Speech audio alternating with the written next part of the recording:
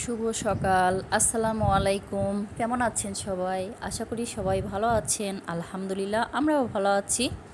তো সকাল সকালই ব্লগটা শুরু করলাম। তো দেখতে পাচ্ছেন অনেকগুলা কবুতর। তো এই কবুতরের ঘরটা আমাদের বাড়ির ভিতরেই। তো এখানে অনেকগুলা কবুতর আছে। তো এখান থেকে আজকে বেশ কয়েকটা বাচ্চা ধরা হয়েছে জবাই করার জন্য। তো আমরা যখন বাড়িতে থাকি তখন দেখা যায় কবুতরগুলা জবাই করে বেছে রাখা হয়।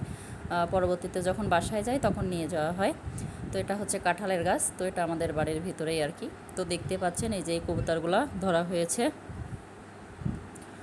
তো এখন এগুলা জবাই করা হবে। তো বাচ্চাগুলা খুব সুন্দর করে বসে আছে, দেখে খুবই সুন্দর লাগছে। তো ভিডিওর এই পর্যায়ে এসে এখন পর্যন্ত যারা ভিডিওটি দেখছেন অথচ একটা লাইক দিতে ভুলে গিয়েছেন, প্লিজ একটা লাইক দিতে ভুলবেন না। আর ভিডিওটি যদি বেশি বেশি ভালো লাগে কমেন্টের মাধ্যমেও জানাতে পারেন। চাইলে ভিডিওটি ফ্রেন্ড ও ফ্যামিলির মাঝে শেয়ারও করতে পারেন। তো যাই হোক, এখন এই যে কবুতরগুলো জবাই করে নিচ্ছে মা আর আব্বু মিলে।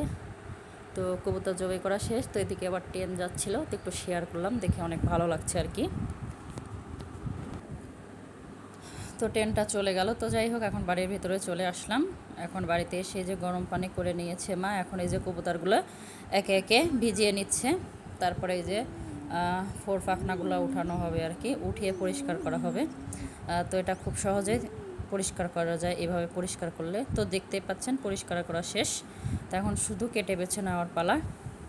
তো মোটামুটি অনেকটাই পরিষ্কার হয়েছে। এখন হাত দিয়ে একটু বেছে পরিষ্কার করে তারপরে কেটে নিলেই হয়ে যাবে। তো যাই হোক, ভিডিওটি প্রথম থেকে শেষ পর্যন্ত দেখার জন্য সবাইকে ধন্যবাদ।